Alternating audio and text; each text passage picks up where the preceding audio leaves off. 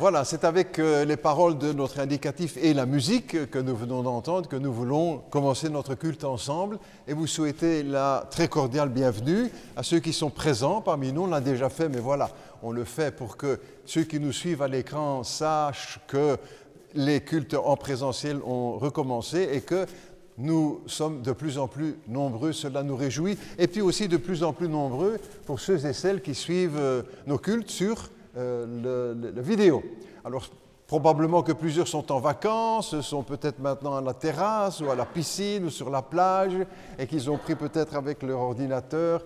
Nous vous souhaitons à tous une très cordiale bienvenue et nous prions en demandant au Seigneur que ce temps que nous passons ensemble pour le louer, pour lui rendre gloire, soit vraiment un temps béni pour chacun de nous et que ce puisse être une aide, un soutien pour toute la semaine que nous allons vivre ensemble. Les uns séparés des autres, bien sûr, mais enfin chacun là où nous sommes en tant que chrétiens. Nous avions prévu de pouvoir chanter avec les paroles à l'écran, mais quelques problèmes techniques se sont posés puisque hier nous avons eu une cérémonie de mariage des frères et sœurs d'une église de Charleroi-Nord. Donc il y a peut-être quelques changements qui ont été faits là-bas à la technique et qu'on n'arrive pas encore à remettre et à corriger convenablement. Nous écoutons quand même le début de ce chant, c'est par la grâce que nous venons devant toi.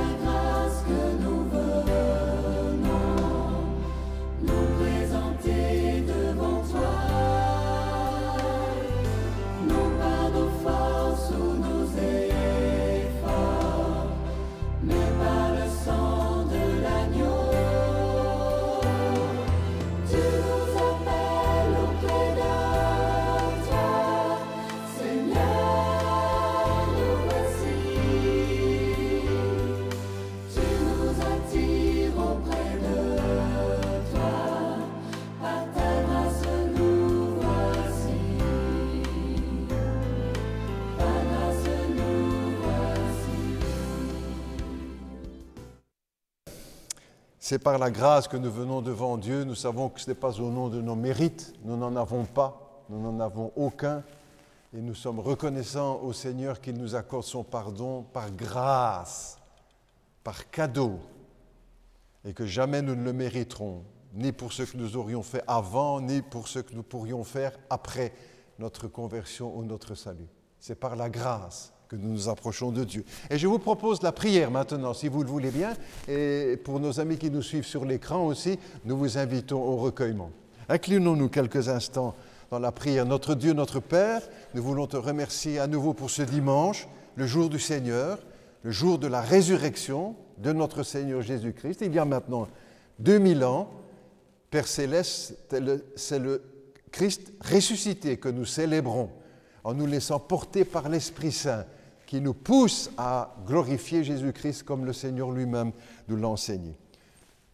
Merci pour ces instants, merci pour la semaine écoulée, merci pour ta protection, pour ta grâce, pour ton pardon, ta patience. Merci pour ta parole, merci pour l'Esprit Saint qui nous accompagne, qui habite dans nos cœurs et qui nous aide à accomplir notre vie chrétienne à la gloire du Père. Merci de nous bénir chacun les uns les autres selon nos besoins, tous différents, mais tous ayant besoin de ta grâce et de ton amour. Nous voulons encore aussi, Père Céleste, te demander pardon pour nos péchés. Nous savons que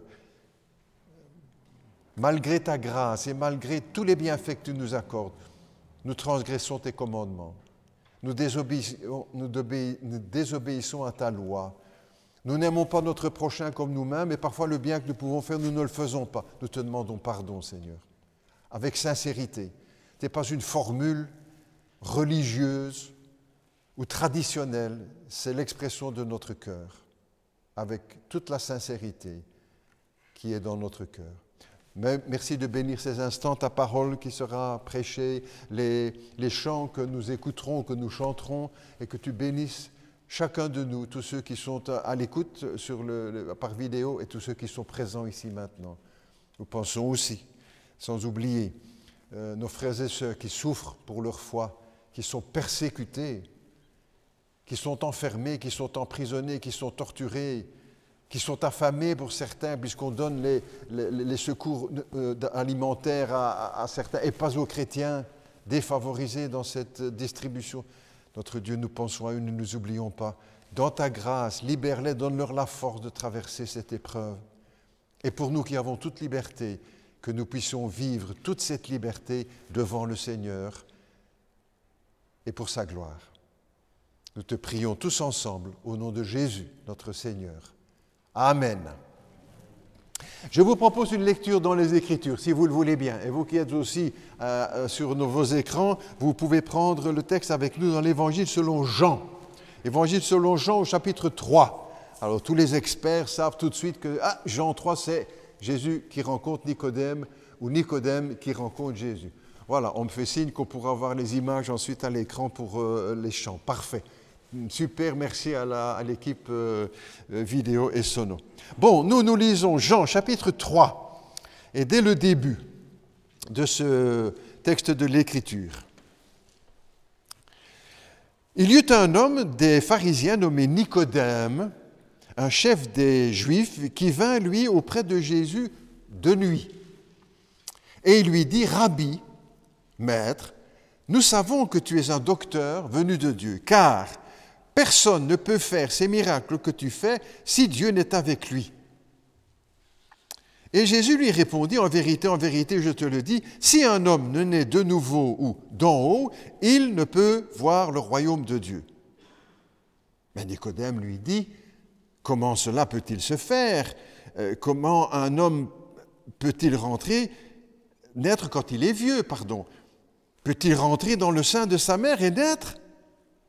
Et Jésus répondit, en vérité, je te le dis, si un homme ne naît d'eau et d'esprit, il ne peut entrer dans le royaume de Dieu. Ce qui est né de la chair est chair, et ce qui est né de l'esprit est esprit. Ne t'étonne pas, dit Jésus, que je t'ai dit, il faut que vous naissiez de nouveau ou d'en haut. Le vent souffle où il veut, et tu en entends le bruit, ou la voix, littéralement. Mais tu ne sais ni d'où il vient, ni où il va. Il en est ainsi de tout homme qui est né de l'esprit. Oh, Nicodème lui dit, mais comment cela peut-il se faire? Jésus lui répondit, mais tu es docteur d'Israël et tu ne sais pas ces choses? En vérité, je te le dis, nous disons ce que nous savons et nous rendons témoignage de ce que nous avons vu. Et vous ne recevez pas notre témoignage, dit Jésus. Si vous ne croyez pas, quand je vous ai parlé des choses terrestres, comment croirez-vous quand je vous parlerai des choses célestes? Personne n'est monté au ciel, si ce n'est celui qui est descendu du ciel, le Fils de l'homme, Fils de Dieu, qui est dans le ciel. Jusque-là, notre lecture, si vous le voulez bien. Et maintenant, nous allons chanter. Voilà, je vous propose que nous nous mettions debout, chanter le numéro 2, « Chrétien, réjouis-toi ». Pour le numéro 2, c'est numéro 2.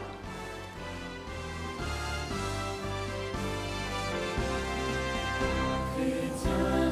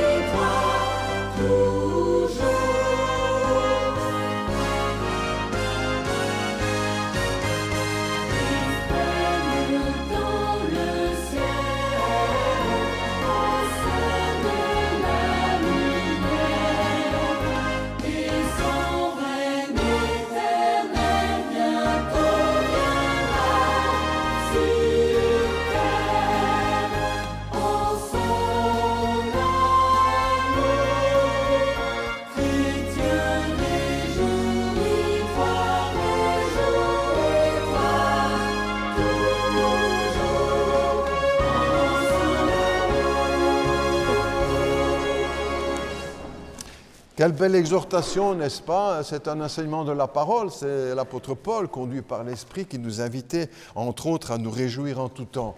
Nous savons, n'est-ce pas, que nous avons tous des soucis, tous des problèmes, tous des tristesses, tous des déceptions, tous des inquiétudes, mais que nous puissions les uns et les autres nous réjouir dans le Seigneur, parce que lui doit rester pour chacun de nous un sujet de joie. Je le dis pour vous, je le dis pour moi, vous savez. Pas penser que dire, oui, mais les pasteurs, ils ont tous facile, c'est ceci, c'est cela.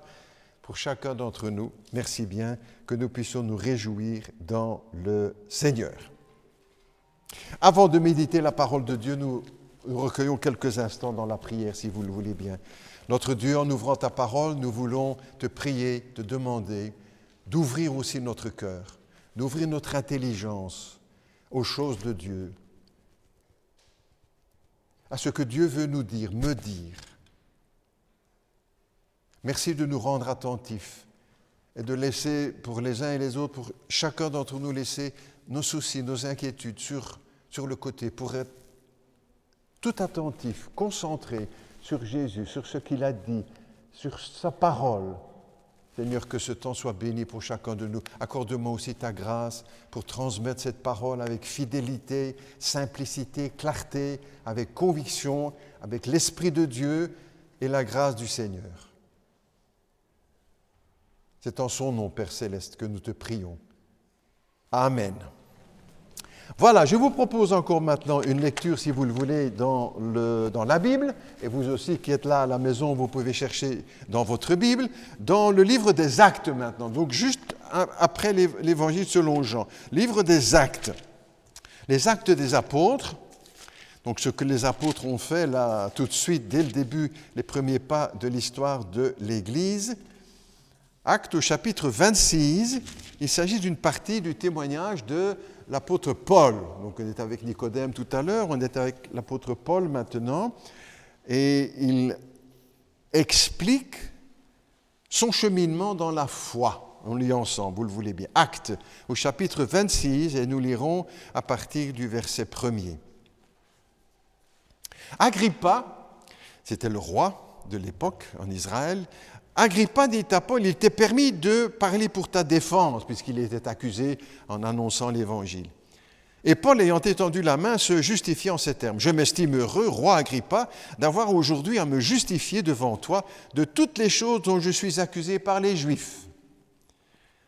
Car tu connais parfaitement leurs coutumes et leurs discussions. Je te prie donc de m'écouter avec patience. Ma vie, dès les premiers temps de ma jeunesse est connue de tous les Juifs puisqu'elle s'est passée à Jérusalem, au milieu de ma nation. Ils savent depuis longtemps, s'ils veulent le déclarer, que j'ai vécu en pharisien, selon la secte la plus rigide de notre religion. Et maintenant, je suis mis en jugement parce que j'espère l'accomplissement des promesses de Dieu que Dieu a faites à nos pères et à laquelle aspirent les 12 tribus d'Israël qui servent Dieu continuellement nuit et jour. C'est pour cette espérance au roi que je suis accusé par les Juifs, les judaïsants. Quoi? Vous semble-t-il incroyable que Dieu ressuscite les morts? Pour moi, j'avais cru devoir agir vigoureusement contre le nom de Jésus de Nazareth. C'est ce que j'ai fait à Jérusalem et j'ai jeté en prison plusieurs des chrétiens ayant reçu ce pouvoir des principaux sacrificateurs. Et quand on les mettait à mort, je joignais mon suffrage à celui des autres. Je les ai souvent châtiés dans les synagogues et je les forçais à blasphémer. Dans mes excès de fureur contre eux, contre les chrétiens, je les persécutais même jusque dans les villes étrangères. C'est dans ce but que je me rendis à Damas, avec l'autorisation et la permission des principaux sacrificateurs. Et vers le milieu du jour, ô roi, je vis en chemin resplendir autour de moi et de mes compagnons une lumière venant du ciel et dont l'éclat surpassait celui du soleil. Nous sommes tombés tous par terre et j'entendis une voix qui me disait en langue hébraïque, en hébreu, « Saul, Saul, pourquoi me persécutes-tu? Il te serait dur de regimber contre les aiguillons. » Et je répondis, « Mais qui es-tu, Seigneur ?» Et le Seigneur dit, « je suis Jésus que tu persécutes. Mais lève-toi et tiens-toi sur tes pieds, car je te suis apparu pour t'établir ministre, serviteur et témoin des choses que tu as vues et celles pour lesquelles je t'apparaîtrai. Je t'ai choisi du milieu de ce peuple, du milieu des païens, vers qui je t'envoie, afin que tu ouvres leurs yeux, qu'ils passent des ténèbres à la lumière et de la puissance de Satan à Dieu, pour qu'ils reçoivent par la foi en moi, en Christ, le pardon des péchés et l'héritage des sanctifiés, l'héritage des chrétiens. Jusque-là, notre lecture, si vous le voulez bien. Les textes que nous avons lus, les deux textes dans l'Ancien et dans le Nouveau Testament, dans Jean et dans le livre des Actes, illustrent le sujet que je vous propose pour ce matin, de la religion à la foi en Jésus. Et les deux, à la fois Nicodème et Paul, ont suivi ce chemin en quelque sorte. Ils étaient attachés à leur religion, fervents, zélés, fanatiques même pour l'apôtre Paul. Fanatique pour sa religion, jusqu'au jour où il rencontre le Seigneur Jésus et se convertit, sa vie est transformée. Et pas seulement pour eux, mais depuis les siècles qui se sont écoulés, des milliers ont vécu cette expérience, ont quitté la religion, leur religion, pour venir à la personne de Jésus-Christ. Une chose que je dis et que je répète encore, vous direz, le pasteur l'a dit de temps en temps, mais ça ne fait rien, ça peut rester. C'est que la Bible n'est pas un livre de religion. C'est un livre de vie. La Bible parle de la vie ici-bas, de la vie dans l'au-delà, de la vie des uns et des autres, de tous les aspects de la vie. C'est un livre de vie et pas un livre de religion. D'ailleurs, le mot religion ne se trouve que 3 fois dans tout le Nouveau Testament. Et Jésus n'a jamais employé le mot religion. Évitons aussi chacun de nous, quand nous rendons témoignage, d'approcher notre témoignage sur le terrain de la religion. On ne défend pas une religion, on ne prêche pas une religion, on ne vit pas pour une religion, on vit pour le Christ et on parle du Christ. Quand nous témoignons, quand je témoigne, je m'efforce de parler de Jésus et pas glisser sur le terrain de la religion. Parce que dans toutes les religions, il y a des bons pratiquants et des mauvais pratiquants. Il y a des bons protestants, il y a des mauvais protestants. Il y a des bons catholiques et des mauvais catholiques. Il y a des bons musulmans, des mauvais. Je ne choque personne en disant ça. Tous ces groupes le savent. On ne fait pas de la publicité pour une religion. On parle du Christ. Et alors les choses sont bien plus précises et bien plus efficaces. Jésus n'a jamais dit « Je suis la bonne religion, suivez ma religion, je vais vous instruire dans la bonne... » Non. L'apôtre Paul, qui s'est converti, qui pourtant était fervent dans sa religion avant de se convertir, n'a jamais dit « Le Christ, c'est ma religion ». Par contre, il a dit « Le Christ, c'est ma vie ». Toute sa vie a été imprégnée. Et ce doit être le cas pour chacun de nous. Pas seulement les pasteurs, les missionnaires ou les étudiants en institut biblique, pour chacun de nous. Et c'est cela qui est difficile aussi dans la vie chrétienne. Le mot religion est une petite bombe très délicate qu'il ne faut pas manipuler. Visons ça et faisons attention à cela chacun d'entre nous. Le mot religion pourrait repousser bien des gens. J'ai déjà eu l'occasion de citer à quelques occasions le pasteur Dietrich Bonhoeffer, qui était un pasteur allemand pendant la guerre 40-45, qui s'est opposé au régime dès le début, et à la fin de sa vie, il a été exécuté sur ordre personnel, à la fin de la guerre, il a été exécuté sur ordre personnel de Hitler. Il a été pendu. Un homme de Dieu, une profonde foi. Les lettres qu'il a écrites à son épouse sont bouleversantes. Et il a entre autres dit ceci: la religion trahit non seulement le monde moderne, mais Jésus lui-même. Hein? Je redis. La religion trahit non seulement le monde moderne, mais Jésus lui-même. Prenons la leçon les uns et les autres pour que ce soit une bonne chose. Beaucoup de Belges n'ont pas saisi la différence, n'est-ce pas, d'ailleurs, entre la foi et la religion. Et même parmi les intellectuels, je ne me classe pas parmi ceux-là, mais il m'arrive d'entendre, de suivre des émissions, etc., à gauche, à droite, comme vous peut-être, et je remarque que des journalistes ou des intellectuels mélangent les deux. Critiquent la religion, mais on ne parle pas de religion, on parle de Christ. Ah là, ils ont beaucoup moins de choses à dire. Les religions, on peut toutes les critiquer, mais pas le Christ. Dans notre pays, beaucoup de personnes disent « Ah, mais moi j'ai ma religion ». Quand on a distribué les Bibles, etc., qu'on va aux portes faire témoignage, quand on a l'occasion, les gens vous disent « Ah, mais vous savez, moi j'ai ma religion », comme vous direz, hop, les choses sont en ordre. Ils ont une religion, mais ils n'ont pas la foi.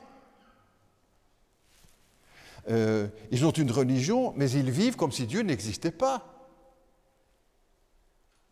Ils ont une religion, mais ils ressemblent à des incroyants.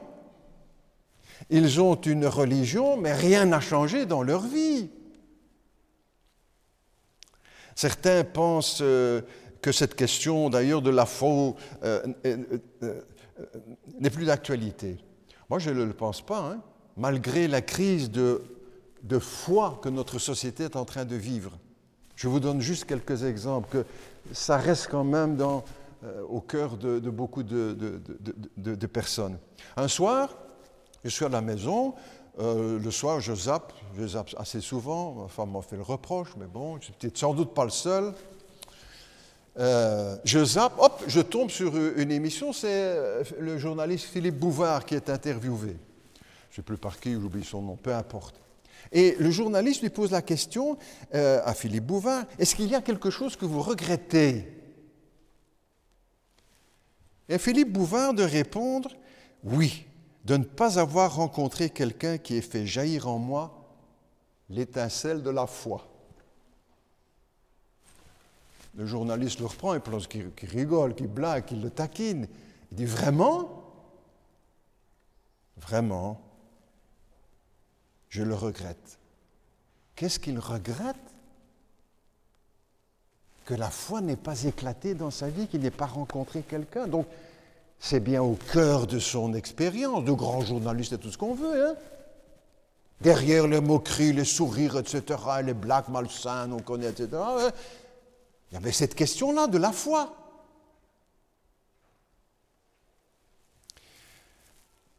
Michel Delpech, chanteur français qui est décédé il y a quelques années, était malade, gravement malade, assez longtemps, il est décédé maintenant. Il a écrit un livre dans lequel il raconte sa conversion, aussi dans une religion, et puis qui découvre la foi. Pas seulement dans la religion, mais dans le showbiz. Alors, j'ai lu le livre avec passion, bien sûr.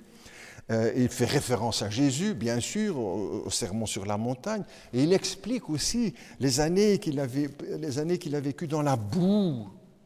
Il ne cache pas les mots, hein, dans la boue, dans la drogue, dans l'immoralité, pendant 8 années de pensée au suicide. C'est ce qu'il écrit. Hein. Et il explique comment, à un certain moment, il était complètement déséquilibré dans sa vie, hein, les mots qui sont dans... jusqu'au jour où il rencontre quelqu'un qui lui parle de Jésus. Et il se convertit. Et toute sa vie change, jusqu'à sa mort. Et ensuite, il a écrit un deuxième livre, dans lequel juste avant de mourir, qui a pour titre « J'ai osé Dieu ». La foi est au cœur de... Ah, on voit ces grands-là qui ont l'air de que tout... Et qu'est-ce qu'il y a derrière leurs images, leurs faux rires? Cette question de la foi. Léon Tolstoï, le grand écrivain russe, disait « Si un homme n'a pas la foi, il est dans la situation la plus dangereuse qui soit au monde. » Parce qu'il rejoint la Bible. La Bible dit « Si quelqu'un n'a pas la foi, il ne peut pas plaire à Dieu. » Et Goethe qui disait, le grand philosophe, je ne joue pas les savants, vous savez, mais quand il donne des phrases intéressantes, il dit ceci. Ce qui constitue, écoute bien, ce qui constitue l'objet le plus profond de l'histoire de l'univers, et de l'humanité, qui fait que tous les autres sujets dépendent de lui, c'est toujours le conflit de la foi et de l'incrédulité. Solide, hein, comme observateur, philosophe de notre société, à son époque en tout cas. Qu'est-ce qu'il y a au cœur de tous les conflits? La question de la foi et de l'incrédulité. Jean d'Ormesson aussi qui nous a quittés, je m'excuse de parler de quelques-uns qui nous ont décédés, mais il n'y a pas très longtemps, Jean d'Ormesson, dans une de ses dernières émissions, de ses derniers livres, pardon, je crois que je les ai tous lus, avec beaucoup de... Il disait ceci, la seule véritable question, c'est Dieu. Qu'il existe ou qu'il n'existe pas, ajoutait-il. Et dans une de ses toutes dernières émissions, il était tout changé, là, on voyait qu'il était vraiment malade, le journaliste lui pose la question, une émission littéraire, quel est le livre qui a le plus marqué votre vie? Il connaît toute la littérature française, il est membre de l'Académie française, il était membre de l'Académie. Quel est le livre qui a le plus marqué votre vie? Et il répond avec courage, devant tous les intellectuels et tous ceux qui regardent. Le livre qui a le plus influencé ma vie, c'est la Bible. C'est la Bible. Et, je regrette encore un petit... il avait écrit avec Elie Wiesel, qui était un des rescapés des camps de concentration juifs. Voilà. Ils avaient écrit un livre ensemble, Dialogue à deux voix, c'est le titre du livre.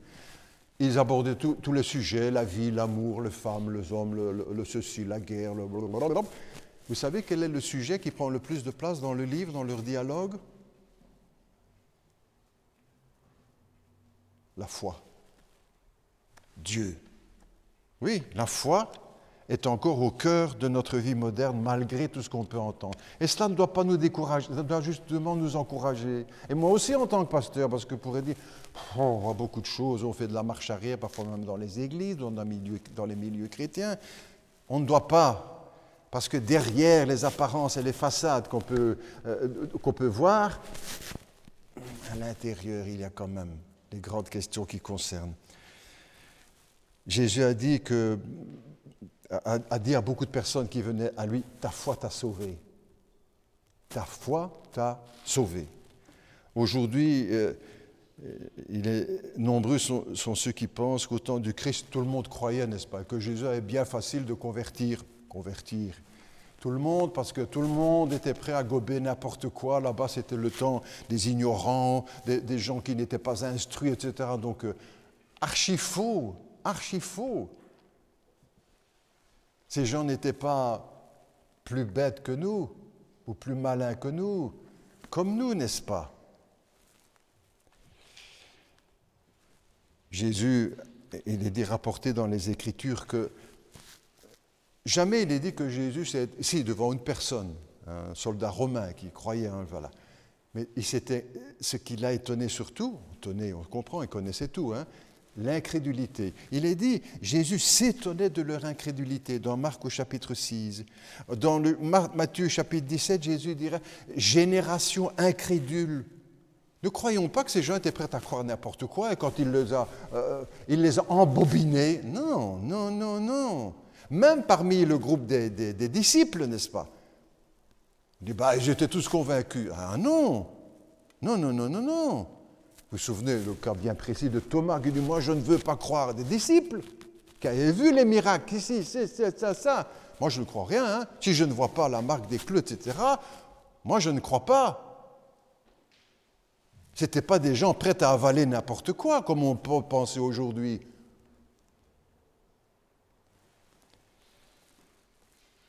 Quand les femmes aussi reviennent du tombeau, après avoir vu le tombeau vide, et Jésus leur parlait, il dit, allez dire aux disciples, quand les femmes vinrent dire aux disciples, il est ressuscité, nous l'avons vu, ils avalent tout. Non, la Bible ne dit pas ça. Les apôtres ne les crurent pas. Et encore, au moment de l'ascension, si vous lisez le texte de Matthieu 28 et les derniers chapitres, quand Jésus, tout pouvoir m'a été donné, tu lis le mot, la phrase? Quelques-uns eurent des doutes. Quelques-uns qui? Les apôtres. Donc ne pensons pas que tout a été facile, que Jésus a pu manipuler tout le monde. Au contraire, l'incrédulité a toujours été à la mode. Ah, aujourd'hui, les gens sont incrédules. L'incrédulité a toujours été à la mode, vous savez. Oui, vous direz, mais avant, il y avait quand même plus de gens dans les églises. Mais bon, pourquoi? Parce que tout dépendait de la vie à l'église. Et pour trouver du travail, il fallait aller à l'église. C'était plus de la foi, là, c'était de l'intérêt. L'incrédulité a toujours été à la mode, mais aujourd'hui, le 21e siècle, si on peut parler, déjà le 20e, n'est-ce pas, a vu naître un phénomène nouveau dans toute l'histoire de l'humanité, c'est que l'idéologie athée est devenue une religion.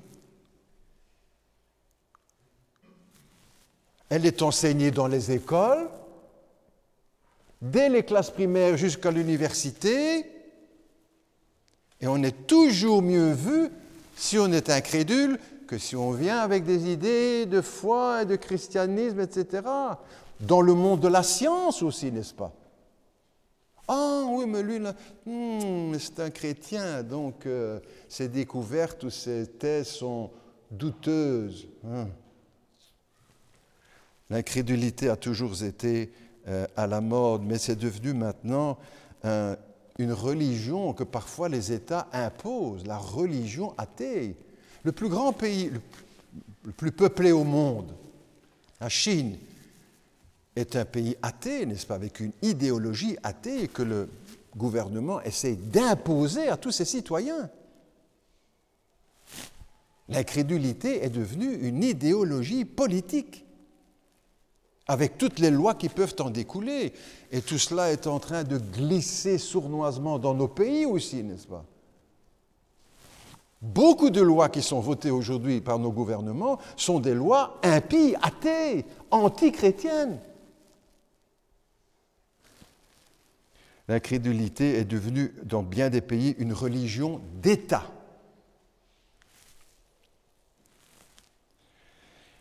Dans notre pays aussi, beaucoup sont athées, on pourrait dire presque sans le savoir ou par intérêt. Parce que ça leur donne, ils ont l'impression que ça leur donne un sentiment de liberté. Au moins, je peux faire tout ce que je veux, tandis que si j'étais chrétien, je ne peux plus faire ci, faire ça. Et ils ont le sentiment de liberté, qu'ils peuvent tout faire, qu'ils sont les maîtres du monde. Illusion. Ils sont esclaves d'eux-mêmes, de leur passion, de leur péché, de leur mauvais cœur, s'il n'y a pas une transformation. De la religion, en quittant la religion pour venir à la foi en Jésus. Mais qu'est-ce que la foi?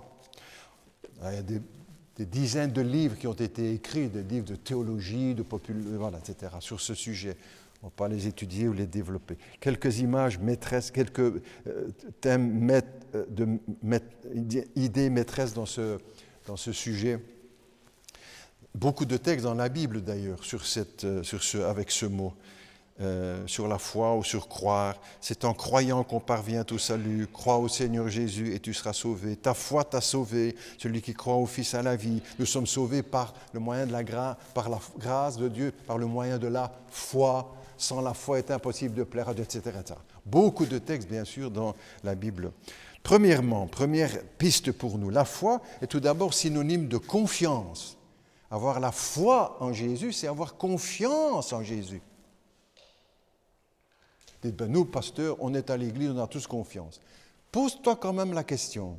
Moi, je la pose. Quand je prépare, c'est pour moi que j'envoie les flèches entre guillemets. Est-ce que nous avons vraiment confiance en ce que Jésus a dit?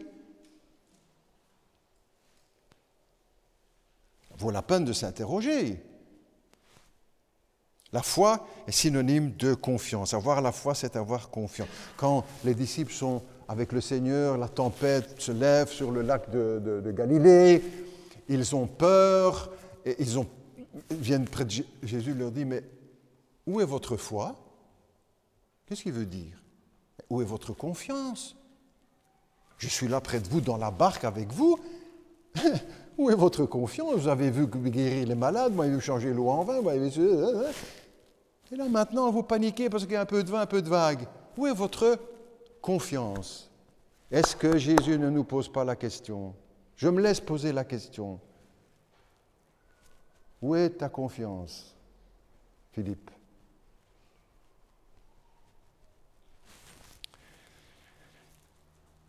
Il faut donc venir aussi avec cette foi d'humilité. Mais aujourd'hui, la science donne, semble-t-il, des ailes à certains, des fausses ailes. L'homme marche sur la Lune, il va réparer les satellites là-bas, à des centaines, des milliers de kilomètres. Il fait les photos des anneaux de Saturne. Les microscopes font découvrir des choses incroyables. La science, on peut réparer un cœur qui fonctionne mal, on débranche tout, on change. Prodigieux, n'est-ce pas? L'homme a inventé des ordinateurs qui peuvent faire des millions d'opérations en une seconde. Et en groupant les ordinateurs, on ne compte plus. Il faut des grands projets aujourd'hui qui coûtent des milliards d'ailleurs pour aller sur Mars. On a été sur la Lune, ça n'a rien changé dans notre vie, n'est-ce pas? Ils sont juste à aller ramasser des cailloux. Et la même chose sur Mars. Je crois qu'il y a un petit tracteur là-bas qui est déjà sur Mars et qui est en train de faire des photos, etc. Des milliards que ça dépense, n'est-ce pas? Qu'est-ce que ça change dans notre vie? Qu'est-ce que ça va apporter dans notre vie? Nous ne pouvons pas... tout cela n'a rien changé dans notre vie, rien du tout, n'est-ce pas? Et au lieu de se concentrer sur notre planète, n'est-ce pas, la plus belle des planètes dans tout l'univers, qui va aller planter des salades sur Mars? Qui va aller cueillir des cerises sur Mars? Qui va faire pousser du blé sur Mars ou sur la Lune ou sur Saturne, etc.? Ça ne pousse pas là-bas. Qui va faire couler l'eau, les rivières? Qui va faire les vagues sur Mars et sur... etc., etc. Mais ça rend l'homme orgueilleux, n'est-ce pas? Vous entendez maintenant qu'il y a une grande cause, j'ai lu ça, enfin, je lis aussi un petit peu comme vous, les informations pour être un peu au courant quand même, que les deux grands Richards du monde vont essayer d'aller le plus vite possible dans l'espace. C'est la course entre eux. Ça coûte des millions, des milliards pour être le premier. En faisant payer la place à d'autres qui vont voyager aussi avec, bien sûr. Tout ça ne sert à rien. Nous ne pouvons pas venir à Dieu avec notre intelligence, n'est-ce pas? Aussi grande soit-elle et aussi grandes les découvertes, notre intelligence n'est pas suffisante. Dieu est trop grand pour qu'on puisse le saisir avec notre intelligence. Il faut lui faire confiance.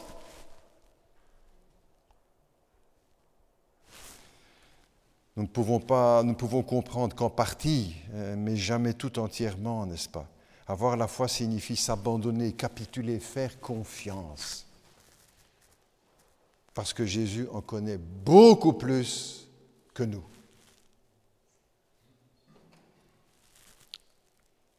L'orgueil a perdu beaucoup d'hommes, mais la foi peut les sauver tous. L'orgueil a perdu beaucoup d'hommes, mais la foi peut les sauver tous. N'attendons pas, n'est-ce pas? Je parle à chacun aussi, peut-être parmi nous, parce qu'on dit toujours, ils sont tous à l'évangile, ils sont là, ils sont à l'église. Donc, j'ai appris de plus en plus, n'est-ce pas, que ça ne veut rien dire du tout parfois. Mais rien du tout.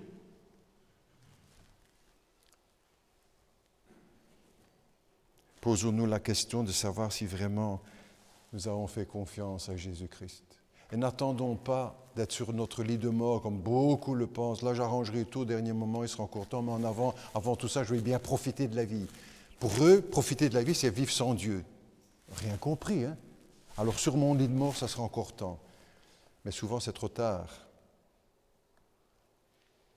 Et on ne vient pas à Christ pour bien mourir, entre guillemets. On vient à Christ pour vivre. La foi, deuxièmement, courtement toujours, n'est-ce pas? La foi, c'est un acte de la volonté aussi. Une réponse. La foi engage, c'est ça que les apôtres ont invité quand ils prêchent. Ils invitent leurs auditoires à prendre une décision, à choisir, parce qu'il y a un acte de volonté. La foi se marque aussi par une décision que Dieu met dans nos cœurs, que Dieu veut mettre dans les cœurs de tout temps, puisque la Bible nous dit Dieu veut que tous les hommes soient sauvés et parviennent à la connaissance de la vérité. Quand les apôtres prêchent, ils appellent à une décision. Le théologien Émile Brunner a écrit ceci. Nous arrivons là à la décision. Moi ou toi, en parlant de Dieu, de Jésus, moi ou toi, c'est-à-dire moi, mon seul maître, ou toi, mon Seigneur. Cette décision, c'est la foi.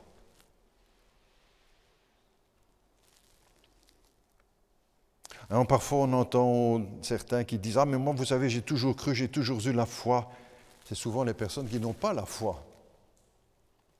Parce que la foi, on ne naît pas avec la foi. Elle s'ouvre, elle est reçue quand il y a une décision. Si je vous pose la question, on a parlé mariage là tout à l'heure, hier nous avons eu le mariage d'un couple d'une autre église et nous avons prêté gracieusement notre bâtiment pour ce mariage. On le fait avec grand plaisir. Si je vous pose la question, vous répondez pour vous-même, quand vous êtes nés, quand nous sommes nés, est-ce que nous étions déjà mariés? Ben non. Il a fallu qu'un jour, une rencontre, voilà, on sait, et puis quoi? Une décision d'aller à la commune, le bourgmestre, l'échevin, l'officier d'état civil, nous marie. En réponse à une question, acceptez-vous de prendre pour époux? Oui. Une seconde, vous êtes mariés. Une seconde. Je disais ici dernièrement, en Angleterre, dans les pays anglophones, pas seulement oui, il dit I will, je veux. Ça y est, c'est fait. Une seconde. Et la décision est prise, sont mariés. Pour la foi aussi.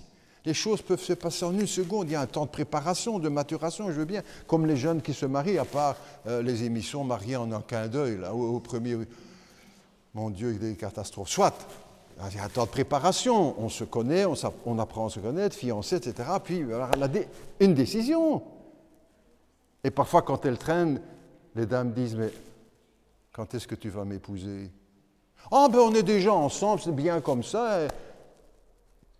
Mais c'est une autre étape encore, le mariage, parce qu'il y a une décision. Et plus tard, un engagement, je vais le dire. De même pour la foi, n'est-ce pas? On ne naît pas avec la foi. On ne naît pas chrétien, on le devient. Et c'est de cela tous les appels dans le Nouveau Testament, quand les apôtres prêchent. On dira, d'autres diront, dans une religion, en disant, ah oui, mais on devient chrétien par le baptême. Mais la Bible ne dit jamais qu'on devient chrétien par le baptême. Par une décision de foi. Oui, je crois, oui, je me repens. Il y a des millions de Belges qui sont baptisés et qui n'ont pas la foi.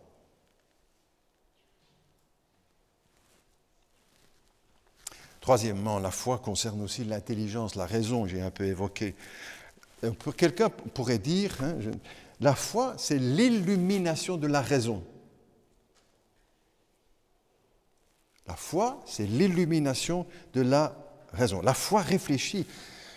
J'ai noté ici, parce que dans tout ce que je peux lire, que je lis et parfois qu'on me fait lire, mais ce n'est pas grave, le général Chirac, qui n'a rien à voir avec le président Jacques Chirac, qui est, voilà, président de la France il y a quelques années. Le général Chirac disait ceci, « Quand j'entre dans l'église, je laisse mon intelligence dehors. » Écoutez, moi, quand je lis une histoire pareille, je dis, c'est pas seulement quand il entre à l'église qu'il laisse son intelligence dehors. Au contraire, la Bible, toute la parole, le Seigneur nous invite, les apôtres, les prophètes nous invitent à réfléchir sur notre foi, sur notre vie, ce que nous faisons, ce que nous ne faisons pas, ce que nous décidons, ne décidons pas. À réfléchir. Tout le livre des Proverbes est une invitation à réfléchir, pas seulement les Proverbes, l'Ecclésiaste, les paroles de Jésus. Et Jésus pose souvent aux disciples, que pensez-vous? Qu'en pensez-vous? Pourquoi? Pour les faire réfléchir. Il raconte la parabole. Comprenez-vous ce que je viens de vous dire? Pourquoi? Pour les faire réfléchir. La foi, ce n'est pas un suicide intellectuel. Au contraire, c'est l'éveil de la raison. Et tous ceux qui croient, disent bien les psaumes, par exemple, tous ceux qui croient ont une raison saine. Même s'ils ne sont pas parfaits et qu'ils font parfois des erreurs aussi, on ne devient pas infaillible, mais la foi concerne notre intelligence et la raison. Même si nous ne pouvons pas tout expliquer, ça veut dire qu'il faut s'y approcher par humilité. Mais ça, ce n'est pas toujours facile. Et c'est le grand obstacle. Une dame me disait un jour, elle était chrétienne, son mari, son grand obstacle, pasteur, c'est l'orgueil.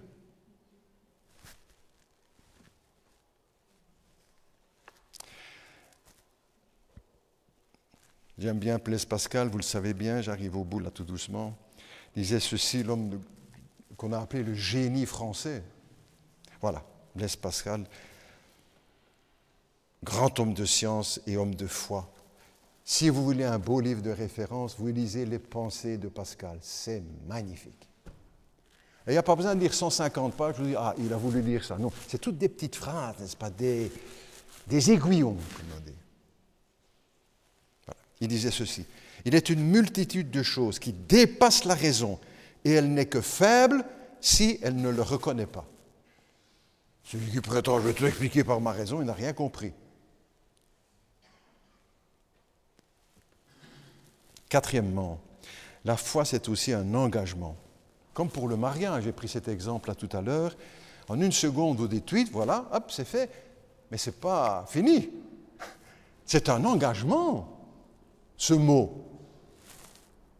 Cette décision. La foi, c'est aussi un engagement. On s'engage dans le mariage pour la vie, jusqu'à ce que la mort nous sépare. En une seconde aussi, nous pouvons venir et découvrir la grâce de Dieu. Cinquièmement, la foi, c'est aussi une obéissance. Vous avez l'expression dans la Bible, l'obéissance de la foi, pour amener les nations à l'obéissance de la foi. La foi, ce n'est pas seulement des émotions, des chants, des prières, oui, tout ça, bien sûr, les vibrations, le cœur, le bouleversement, les larmes, les yeux, c'est aussi une obéissance qui fait appel à notre volonté. Le soldat qui a confiance en son général, j'ai vu ici, peut-être vous aussi, vous avez vu toute une série sur Napoléon. Mais pourquoi ces hommes, qui avaient souvent une famille, des enfants, etc., mais pourquoi ces hommes, ces soldats, montaient-ils sur le champ de bataille?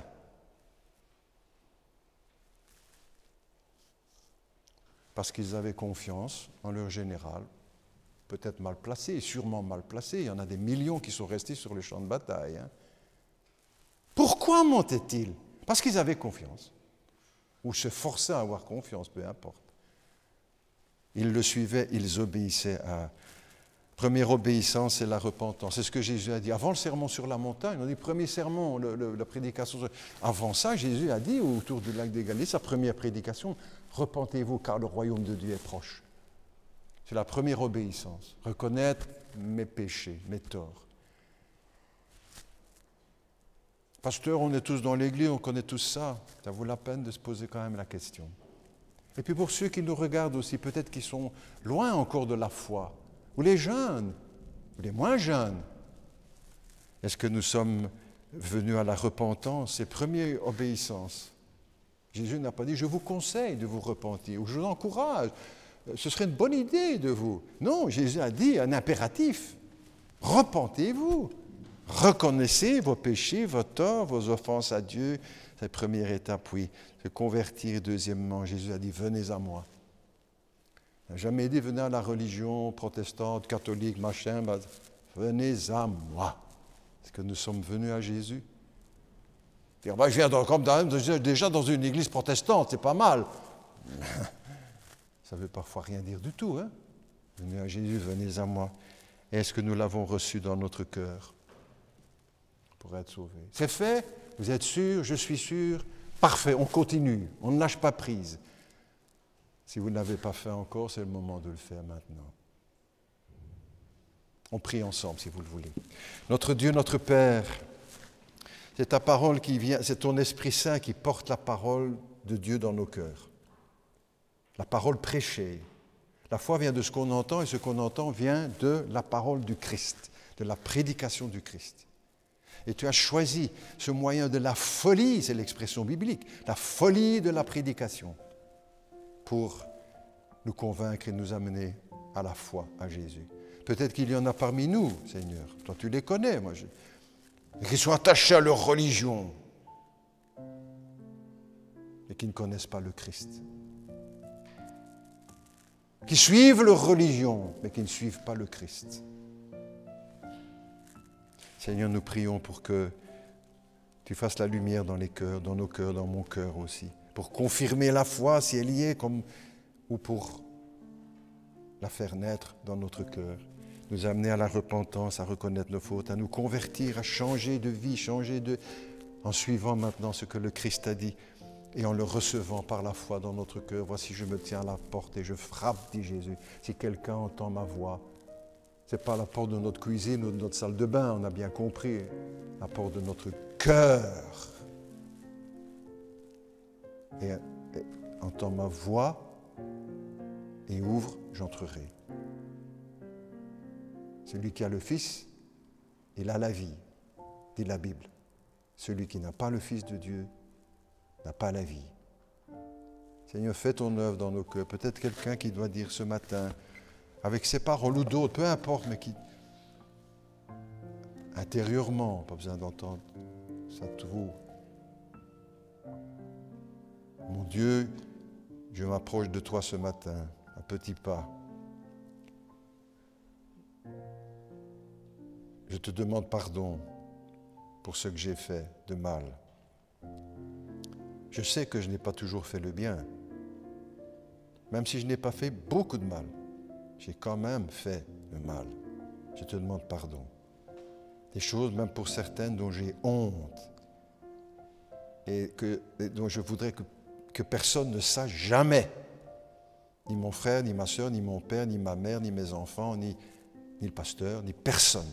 Tellement j'ai honte. Je te demande pardon. Toi, tu le sais, avec sincérité.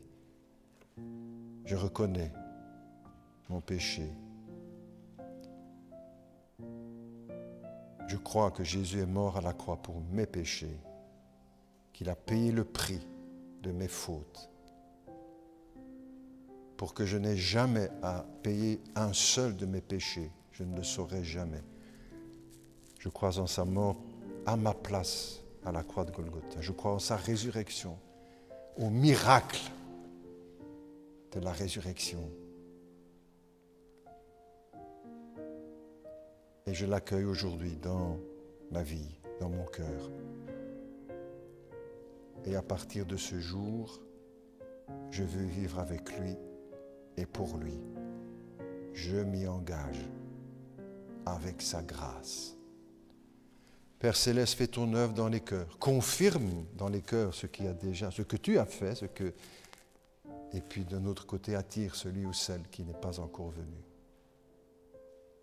En ce dimanche du mois de juillet 2021. Au nom de Jésus, nous te prions, Père Céleste, que les paroles ne restent pas juste des paroles, mais la parole de Dieu qui pénètre dans les cœurs. Amen.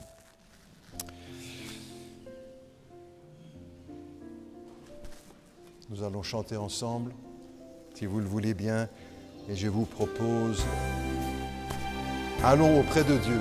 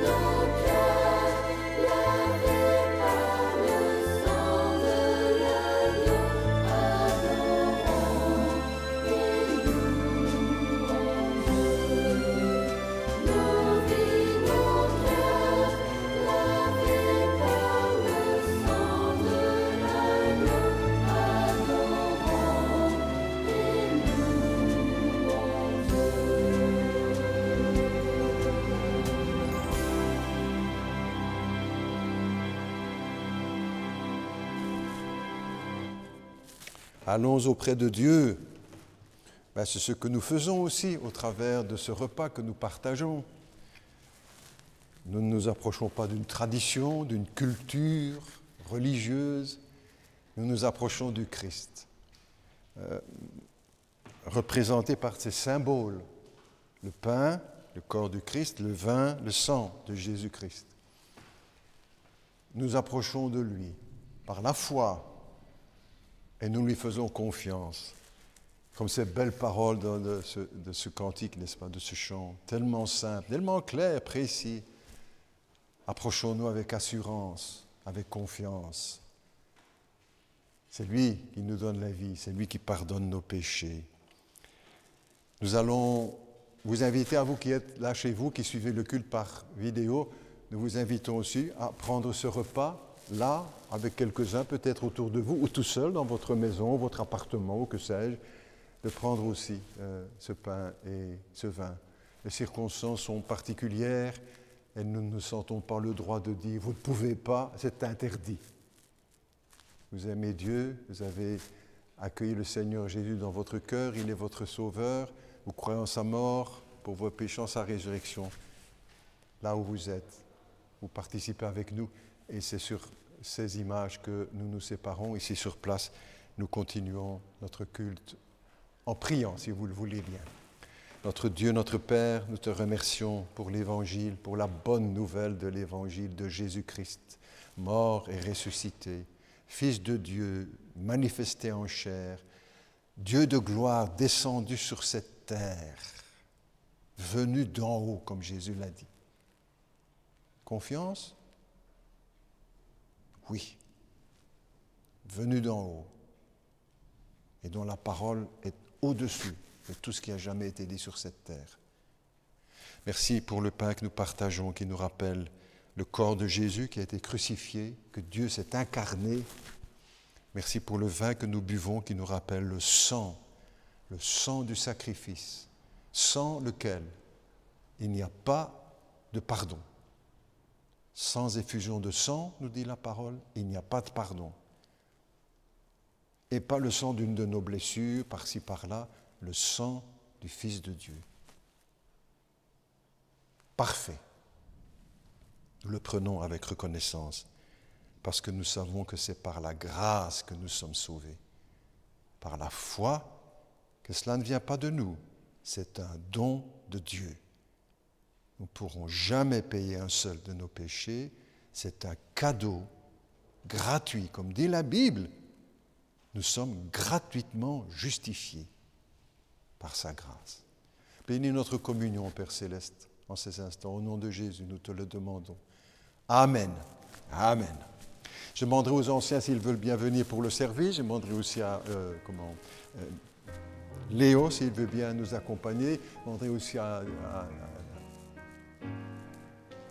Fabien. Les coupes sont déjà au-dessus pour ceux qui sont au balcon. Je demanderai aussi de venir, à Nuncio si tu veux bien nous accompagner. Didier aussi si tu veux bien venir.